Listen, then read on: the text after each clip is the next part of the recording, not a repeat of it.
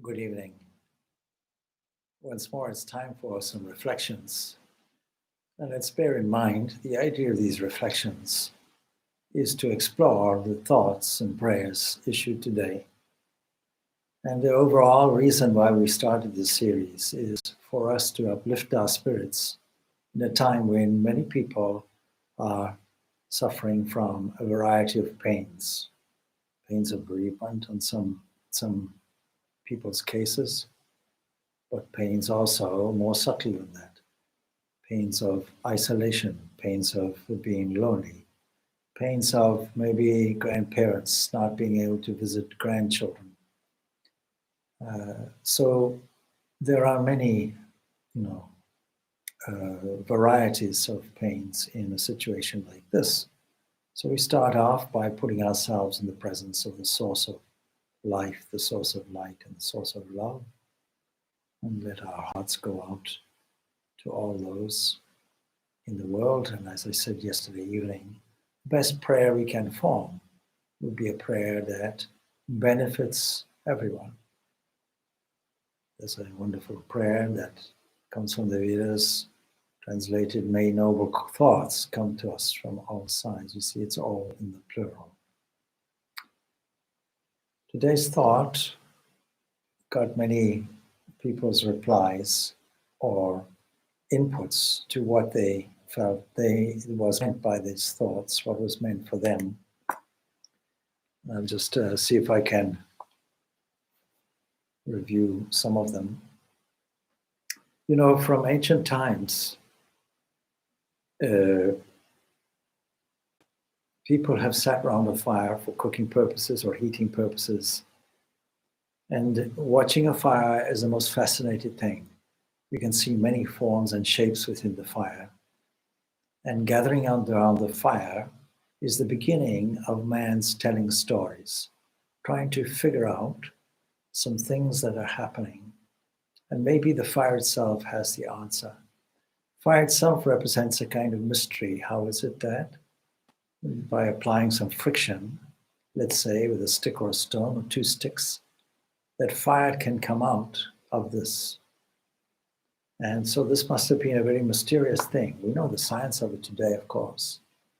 But for fire to come out in a mystical way symbolizes a lot that we have to say or think about the universe at large. How is it that from a seeming static thing, insensate thing, can come out something so lively? So at night, this is why gazing into the fire at night representing the darkness, and the fire representing not only light, but something that is extraordinarily dynamic, with leaping flames.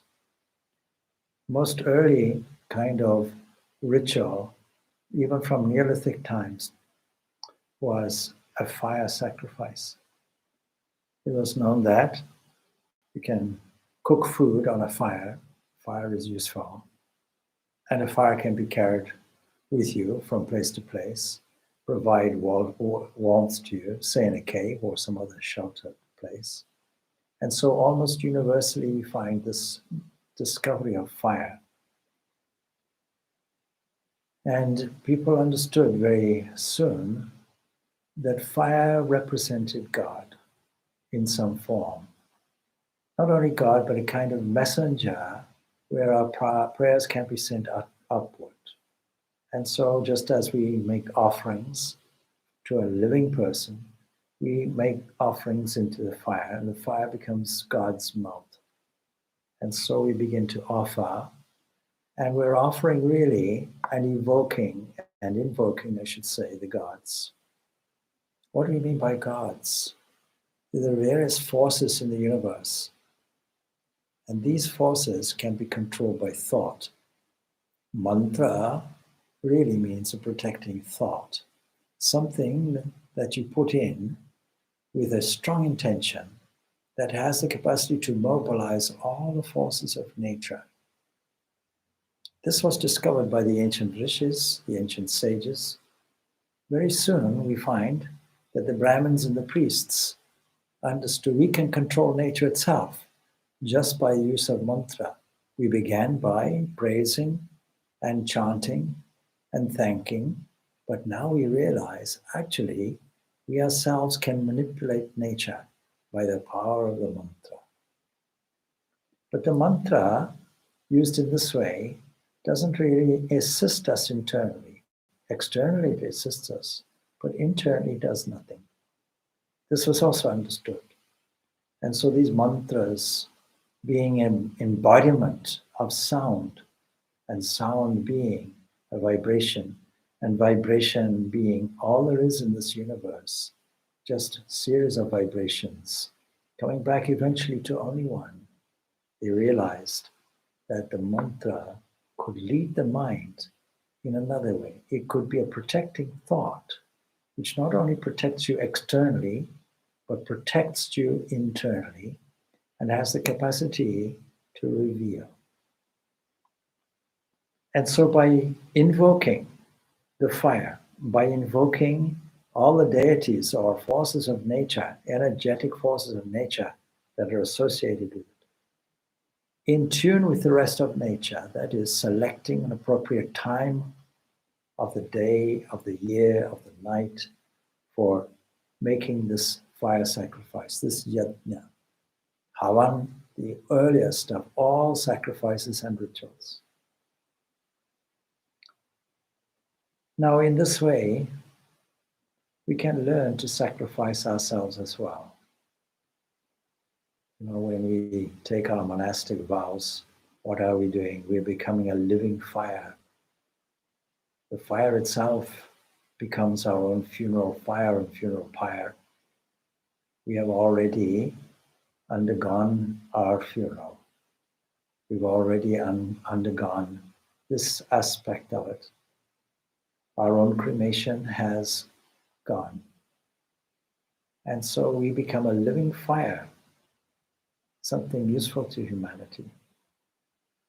But in order for us, anybody, to feel this, we have to see, first of all, the link between the fire and the environmental fire that we call the sun, lightning, and the internal fire of digestion are all linked. And we can see this is the one same entity.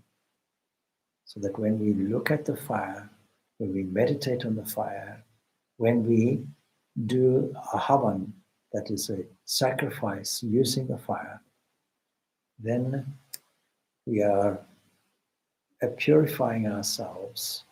And we realize soon that inside us, in a very deep way, apart from these connections, there is this internal light, like a fire.